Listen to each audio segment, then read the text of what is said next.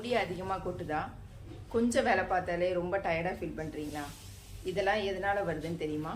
இதெல்லாம் நம்ம உடம்புல இருக்கிற அயன் சத்து குறைபாட்டினால தான் வருது. இந்த அயன் சத்து குறைபாட்டை நம்ம ஈஸியாக நம்ம டெய்லி சாப்பிட்ற சாப்பாடு மூலமாக நம்ம ஈஸியாக குணப்படுத்தலாம். இந்த ஒரு சூப்பர் இன்க்ரீடியண்ட்டை நம்ம உணவில் நம்ம டெய்லி சேர்த்துக்கிறது மூலமாக நம்ம உடம்புல இருக்கிற இந்த அயன் குறைபாட்டை நம்ம சரி செஞ்சுக்கலாம். அது என்ன இன்க்ரீடியண்ட் அப்படின்னு பார்க்குறீங்களா? அது உங்கள் எல்லாத்துக்குமே தெரிஞ்ச அந்த இன்க்ரீடியண்ட் இதுதான் அந்த சூப்பர் இன்க்ரீடியன்ட். ஆமாங்க, நம்ம எல்லாத்துக்குமே தெரிஞ்ச கருவேப்பிலை தான் அது. இந்த கருவேப்பிலையில் அதிகப்படியான அயன் சத்து அதிகமாக இருக்குது. அது மட்டும் இல்லாமல் vitamin A, B12, calcium, phosphorus, நிறைய ஆன்டி ஆக்சிடென்ட்ஸ் அப்படிங்கிற நிறைய சத்துக்கள் அடங்கியிருக்கு. இவ்வளோ சத்துக்கள் கொண்ட கருவேப்பிலையை நம்ம என்ன செய்கிறோம், அன்றாடம் நம்ம சமைக்கும் போது அதை பயன்படுத்தி நம்ம சமைக்கிறோம்.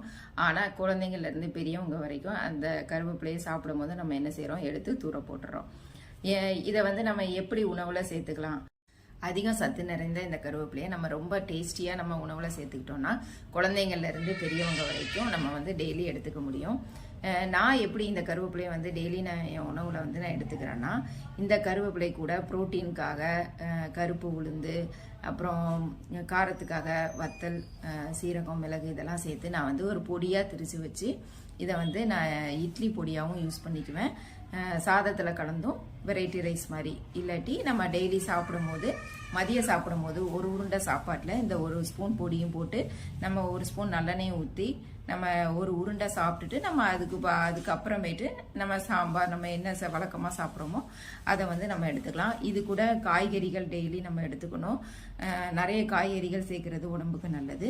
இப்படி நமக்கு கருவேப்பிலையை இந்த பொடி ஃபார்மில் நம்ம டெய்லி எடுத்துக்கும் போது இது நம்ம உடம்புக்கு தேவையான சத்தும் கிடைச்சிருது, நம்ம டேஸ்டாகவும் இருக்குது. அதனால நம்ம என்ன செய்கிறோம், இதை இக்னோர் பண்ணாமல் நம்ம உடம்புல சேர்த்துக்க முடியும். இதுதான் அந்த கருவேப்பிலை பொடி. நான் இப்படி தான் பொடி ஃபார்மில் திரிச்சு வச்சு யூஸ் பண்ணிகிட்ருக்கேன். இந்த கருவேப்பிலையை நம்ம வெயிலில் உலர்த்தி நம்ம இந்த பொடி திரிக்கக்கூடாது. நெழலில் தான் நம்ம 2-3 நாளாக நெழலில் உலர்த்திட்டு அதுக்கப்புறமேட்டு நம்ம நல்லா ட்ரை ரோஸ்ட் பண்ணிவிட்டு அதுக்கப்புறமேட்டு தான் நம்ம இதே மாதிரி பொடி ஃபார்மில் திரிச்சு வச்சு யூஸ் பண்ணணும். இந்த கருவேப்பிலை பொடி எப்படி இதை தயாரிக்கணும், எப்படி ரெடி பண்ணணுங்கிற வீடியோ வேணும்னா கீழே கமெண்ட் செக்ஷனில் சொல்லுங்கள்.